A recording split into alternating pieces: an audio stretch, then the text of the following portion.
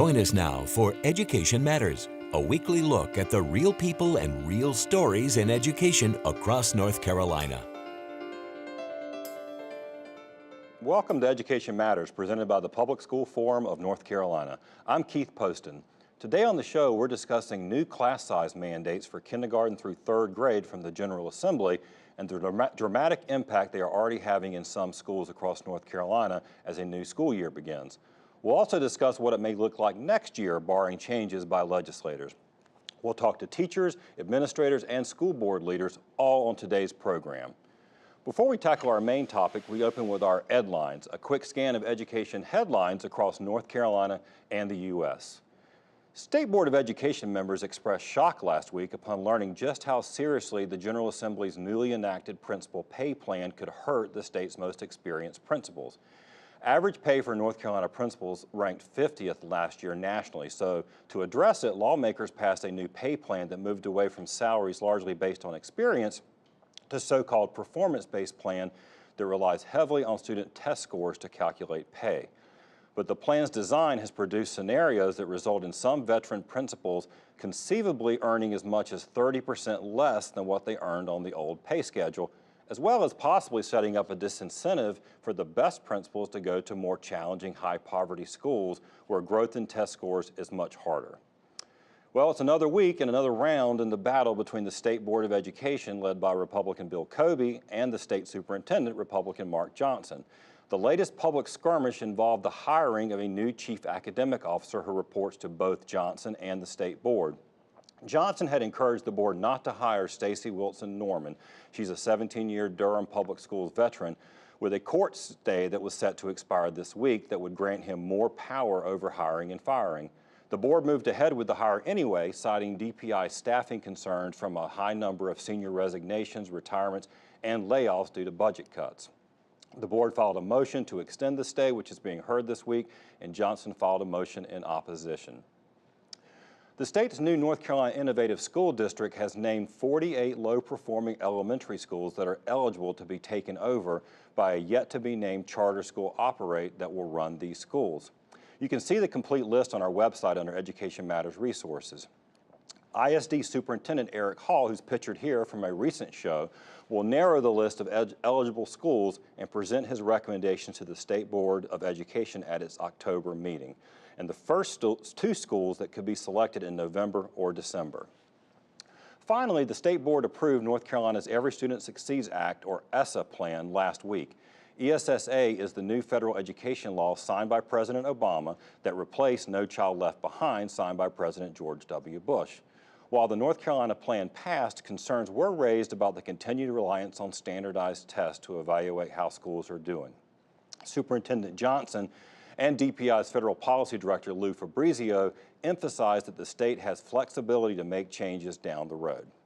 Remember, you can visit the Public School Forum's website at ncforum.org, click Education Matters, and read more about each of these headlines, as well as all the other topics we cover each week. Now, as said at the top of the show, our topic this week is the new class size mandates enacted by the General Assembly. You may recall from a previous show we explained how the move to hard caps on class sizes may affect the job of specialty teachers like art, music, and PE. And this year we're already seeing some of that impact in the schools. And we are joined now by two teachers from here in Wake County who can talk to us about the impact that they're seeing in their schools. We have Gussie Marshalsea. Gussie is a visual arts teacher at Pleasant Grove Elementary in Wake County. And then next to her is Jasmine A. Sutton. Now, Jasmine A. is a music teacher in Wake County. She's also, I should point out, the president-elect of the North Carolina Music Educators Association. So she's been talking to some of her colleagues across the state as recent as this weekend. So we're going to talk to you all about that. I want to start with you, Gussie, first. The class size reductions and the funding issues associated with them, how's that affected you individually and your colleagues at Pleasant Grove? Right, well, we're already starting to see an impact. We're starting to see composite classes or combo classes. We know that the restrictions are going to be greater this coming year, so we also know that there is more than likely we may be moved to art on a cart, which is limiting our resources and our opportunities to reach our children. with differentiated learning experiences that we do offer in our specialty programs. Now, the art on the cart, I saw I saw a picture in the local newspaper. Is that already happening at your school? I know it's happening in other schools. Right. Basically, explain for viewers who haven't Sure. don't know what we're talking about. What's Right. going on? I am actually not teaching art on a cart at this time, but the probability of it, very much so in the future. But there are other teachers that are doing that at this time. And basically what it is, it's like putting your art classroom, to make it very simple, in a shopping cart. So you are limiting the materials and you're limiting the resources. And you know, one of the things that come to my mind is the students love clay. It's a wonderful material for them to be creative and critical in their thinking, but we have to be realistic. We can't put the kiln. It's very difficult to manage. Jasmine, you're seeing those same kinds of things play out here in Wake, and what are you hearing about from across the state? One of the things that I'm hearing a lot of is already those counties where the teachers are only seeing their students for half the year, and then they have to move to another school. And so the biggest worry is, how much are we going to be able to push back and say a quarter of the year for music and arts, a quarter of the year for your other elective classes? A lot of my friends that are in other places are on carts already. So where are we going to put them if we have to meet this mandate, and where are they going to go? And we're looking at larger, I mean, there's a little bit of a reprieve this year as far as a little more flexibility still for administrators, but next year the numbers get tighter.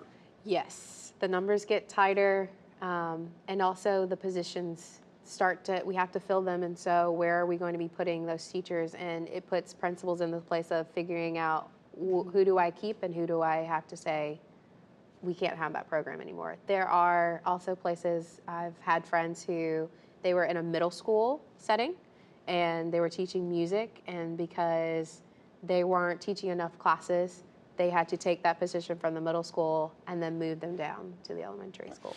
Gussie, we're talking about again, teachers having to push their classroom around in a cart, but really at the end of the day, we're talking about the impact on students. And you already mentioned that, but can you go a little bit further about sort of what do you see, sort of what that might do for the educational experience for the students? Well, we know that our students love art. They love music. And there's a lot of our students here in Wake County and across the nation that they get up in the morning because they want these classes. Right. And they feel passionate about these classes just as we do as educators teaching them. And I think what happens is where it's a watered down effect. We won't be able to reach some of these students the way that we've reached them before with all the resources. And I think one thing that's really important about our specialist classes is it does build trust and relationships that perhaps these students haven't had that opportunity before. Jasmine, you don't see music as just an add-on, right? No, it is. No, it's not. It's a space for all of our children to be successful. Absolutely. And that's what we love about what we do every day, because it doesn't matter where they start, it's about a process of growth. And so it teaches them to approach a challenge and to grow through that. And I love what you were talking about, that watered down effect, when we do have to, as educators, have to shift to making what this grand thing that we do in our classroom fit in a box. It fit into a shopping cart. Yeah. And that quality of education goes down. That's right. And so our children are missing out on that challenge, that growth, that space to be successful. Now, Gussie, before we started taping, you and I were chatting about your concern that you don't think the public really sees this. They don't really know what's going on, which is part of why we do this show. That's right. And I did mention that my concern is my children are in their 20s, in their mid-20s, and I think sometimes what happens when our children are not involved in the public education anymore, we tend to not worry about it. It doesn't impact us directly. And I want, the public should be concerned. These are our children, and these are our future leaders. And these are areas where, as you said, our students can make connections. Last word for you. How does this affect the overall profession, the teachers and music educators in general? Well, when we wait We don't get highly qualified teachers to be in those classrooms. When we conduce our profession to a cart, we don't get the quality teachers that we need to be teaching our students the quality education. And even if we do get those quality teachers, we're not able to give them the quality education that they deserve. Right. So it's for our students. Right. Well, thank you both for being here today. Appreciate it. Appreciate you helping our viewers understand the issue better. Thank you kindly. When we come back, we're going to talk to a school principal and a local school board member about how they are meeting the new class size caps. But first, see if you can answer this question. To prepare for smaller class sizes, which of the following might principals have to do?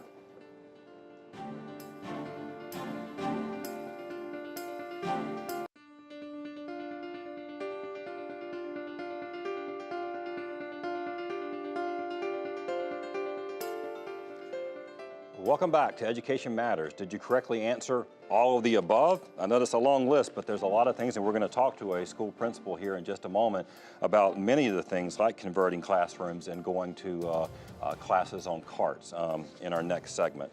So our next segment, we have two great educational leaders who are going to help us understand what's going on with the issue with them. First, we have Kathy Hardin. Kathy is a member of the Wake County School Board, but also a longtime high school school principal. I think you were in elementary school, actually. So she's got the experience of both leading a school and also in the policy making now on the school board. And then we have Erin Marson. Erin is the principal at Leadmine Elementary School here in Wake County. Erin also serves on a committee that actually gives advice to the school board on the issue of class size. So he has a good handle both on what he's having to do at his own school, but also what's happening across the county. So let me, I'm going to start with you, Erin. Yes, you saw that list that we just put up about some of the things that principals are having to do. So explain to viewers exactly what's going on with this reduced class size and sort of how, and the specialty teachers and what it's doing across the school.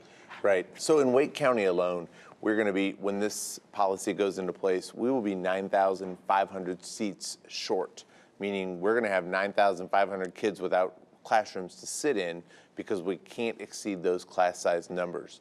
So we are looking at all the possibilities, and those things include 4th and 5th grade teachers having more than 29 kids in their classrooms, taking one classroom and putting 36 kids in there with 2 teachers. So it's one classroom space with 2 highly qualified certified teachers in there, using an art room as a classroom, using a music room as a classroom. We're making recommendations to the board. We're asking them to cap some of our schools so that we don't allow more growth than they can already handle. That's reassignment. If for parents who are watching, you're talking about reassignment, right? That is Correct. that, yes, sir. And every school is different.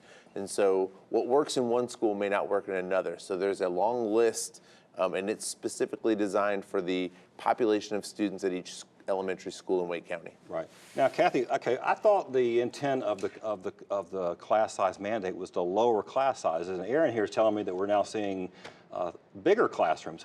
What's going on? Why is that happening? I think the intent of the law is to help our students become more proficient readers and to have higher achievement. So it seems like lower class size is the answer, but it's not the answer because it causes a tremendous amount of upheaval in our system because we cannot be able to provide the classroom space that will be required. And I don't think you're going to get what you want, which is higher proficiency for our students, more time with their teachers. It's not just about smaller class size. And the class size cap, and the average class, what it has been, the average class size has been for K through 3, when we're talking about that, has been an average of 21 across a district. We're moving to lower numbers, 16, 17 kids, but it's a hard cap per class. And Erin knows this, when students show up on the day one, they don't come in neat packages, right? That's correct. 18 kids at a time? That's right, yes. And you start in kindergarten with 18, then in 1st grade it goes to 16. So what is that going to look like for the next year? Because you try to have pretty much the same number of classes in your K-3. So it's going to produce a tremendous challenge both at the district level and at the school level. So what, Erin, personnel changes, I'm going to explain a little bit more in my final word, but why are specialty teachers like the 2 we just had on, 2 great teachers here in Wake County, why is that affecting them? they chose this profession because they're passionate about the work that they do. And when using their term, water that down, they're going to lose some of that passion. Right. Because what they want to do with students to help them achieve and make connections is going to be lost. And so we may lose highly qualified candidates in our district who may want to choose to do something else. Well, aren't we also, Kathy, facing the fact that we may not be able to afford them at all? I mean, that's really, when you get right down to it, I mean, there's one thing about having art on a cart, it's one thing just not having art in the school at all.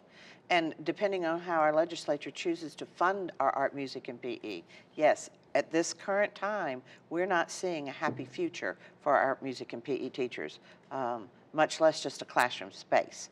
Now, are you hearing, you're on the district-wide, so you're in an elementary school, but Yeah. you're hearing about, are we seeing impact in the upper grades, not just 4th and 5th, but in the middle schools? Every decision that involves money is going to have a district-wide impact. So when we start talking about having to reduce these class sizes and find space for kids, we're talking about spending money that might go to build a middle school or a high school that might have to go to build an elementary school to meet this mandate. So we are going to be affecting all students, kindergarten through 12th grade. Does it also mean that certain, like, I don't know, advanced classes or other things that maybe certain schools might offer, they might not be able to offer anymore, simply because maybe they can't afford the teacher, but they also just simply don't have an extra classroom? And that might be something that happens later on. It's not something we've discussed yet, because right now we're just facing that challenge of the space. Right. Kathy, as again, you've been in Aaron's seat, but you're also now having to talk to your colleagues on the school board and ask the county commission for money, Yes. and talk to legislators about the impact. What do you think needs to happen? When I look at what our challenge is, we need stays. We cannot build 14 schools by the time school starts in 1819. It is not going to happen. And we have 27 schools in Wake County that cannot accommodate the new mandate. There are ways in which we can get close to it, but we're not going to be able to do that. We need to concentrate on the learning of the students. What are the things that we can put in place that's going to benefit our students? That's our main concern. We want to have stability. We want to use our finances responsibly, but we don't have enough to be able to do what the mandate has asked us to do. Last word from you, Aaron. What are your teachers telling you? We're all a little bit concerned. We know that some of these options that we might have to do may not be in the best interest of teaching and learning.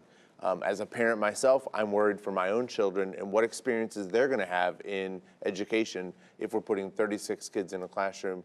And that's a short-term solution that I could live with for a year. That's not something I want my child to experience for their elementary career. So thank you both for being here. We're out of time, but I appreciate what you do every day, and also thank you for helping us understand the issue better. Thank you. After the break, this week's Leadership Spotlight.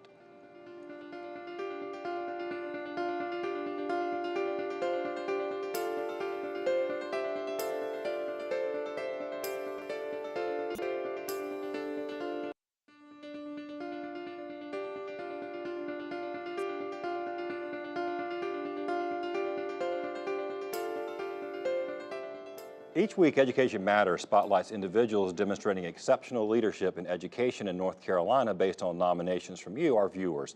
This week, we spotlight James Argent in Knightdale.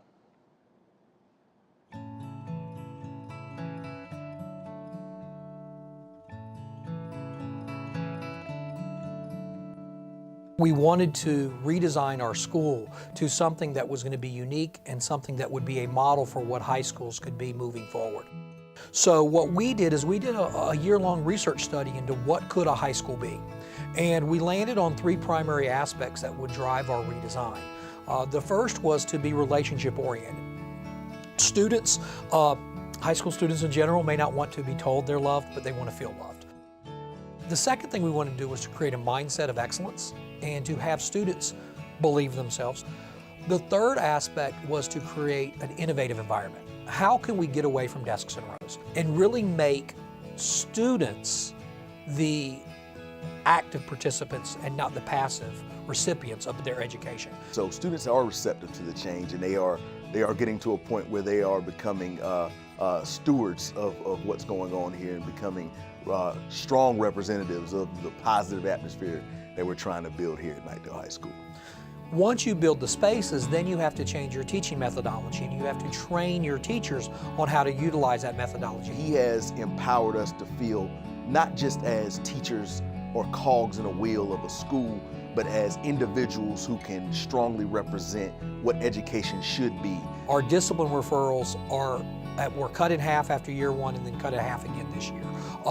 The fact that our absences and tardies are down by almost 50%. We have students in class. We just finished our first semester testing and we had the highest testing rate that we've ever had. Students are coming and wanting to engage. All of those metrics look beautiful. The thing that I'm most proud of is not only the drive that the students have, but the drive that our teachers have to build relationships with these students and help them reach their goals so that they can be successful adults.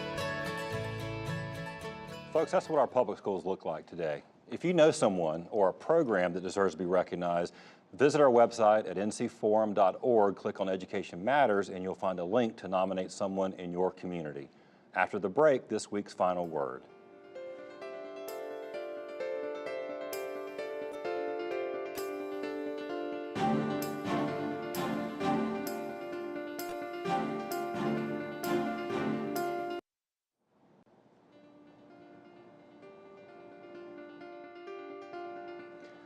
The General Assembly's mandate to lower class sizes and why it affects our state's specialty teachers like art, music, and PE has frankly been one of the more challenging issues we've covered on this show.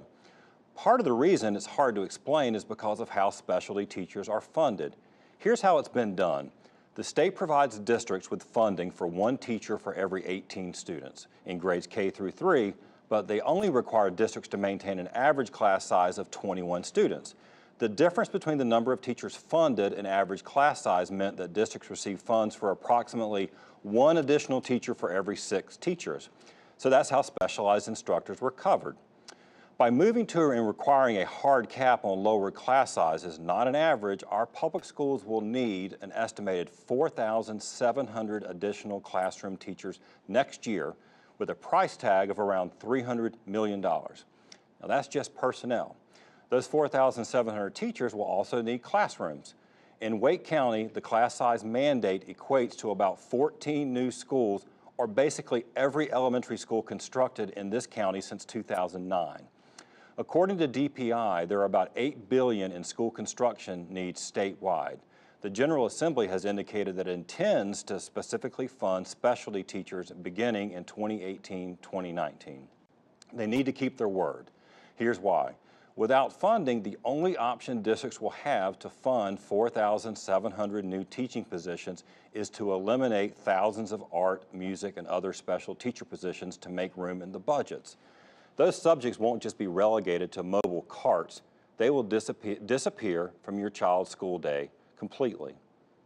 The General Assembly granted a slight reprieve this school year, allowing districts some more flexibility, but they kept even lower class sizes in for next year. Lawmakers said they need more information from districts about how many specialty teachers to fund, despite districts saying this is readily available information they've already provided. A new beefed up report on class size and staffing is due to the state superintendent in October. The bottom line is clear.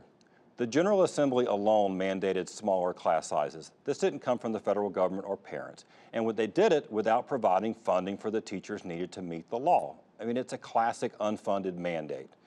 To meet it, our schools must sacrifice nearly all of our specialty teachers. They don't have enough funding to do both. They also the General Assembly did not provide sufficient time or funds for districts to add classroom space. So there's really only 2 options left that I see. The General Assembly's class size mandate either needs to be scrapped or they need to fully fund it. That's it for this week's show. Next week, you're going to meet North Carolina's new Teacher of the Year, Lisa Godwin from Onslow County. We're also going to preview the North Carolina NAACP's upcoming education conference. Thanks for watching, and we'll see you next week.